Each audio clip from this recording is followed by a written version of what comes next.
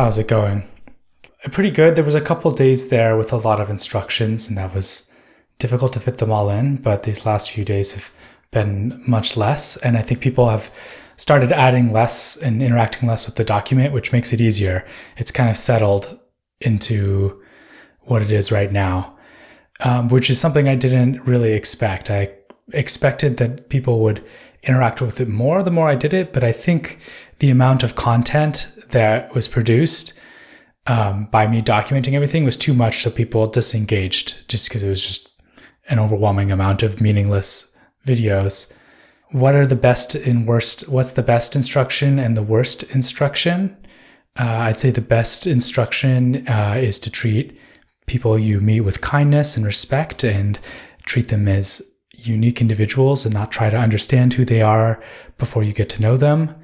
And any kind of instruction that's different than that where you're prejudging people before you meet them, those are the worst kinds of instructions. But, have a solid worldview. Like, don't completely give up on understanding what's going on in our country and whatnot. What have I learned during this piece? Well, I haven't learned very much Python yet. It's been hard to fit in learning Python, which is a shame because I'm pretty sure the same person asked me to learn Python when I did a year-long performance piece.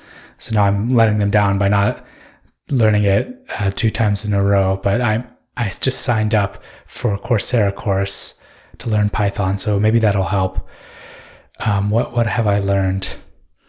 Well, it's interesting. I guess I learned some things about social media. People really like something very simple that they can interact with, and they like sort of the standard forms of social media content. Like when I posted the duck recently, people liked that more. When it's like a super long abstract video, when it's unclear what the video is about, people don't like that as much. How has the piece impacted me? It's been pretty exhausting, but it's exciting seeing it develop.